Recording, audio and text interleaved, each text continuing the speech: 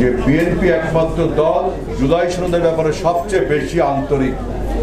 গণভোটের ফলাফল, বিএনপি গণভোটের পক্ষে ভোট চেয়েছে এবং 70% ভোট পেয়েছি, এবং আমরা বলেছি গণভোট বলছে জুলাই সনদ বাস্তবায়ন করতে হবে, আমরা সেটা বাস্তবায়ন করছি। আমাদের যুব সমাজকে বিভিন্ন সেক্টরে আমাদের কাজে লাগাতে চাই। আমাদের ঐতিহ্যবাহী খুলনাকে আবার নতুন করে ঢেলে সাজিয়ে আধুনিক খুলনাতে রূপান্তরিত করতে চাই।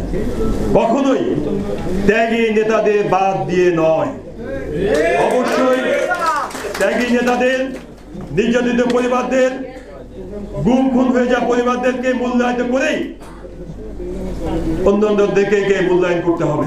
শহীদ রাষ্ট্রপতি জিয়া রহমান, দেশ নেত্রী বেগম খালেদা জিয়া এবং দেশ নায়ক তারেক রহমানের দল জাতীয় দলের গায়ে যে আঁচড় লাগাবে তার বিরুদ্ধে কঠিন শাস্তিমূলক ব্যবস্থা নেওয়া হবে ইনশাআল্লাহ।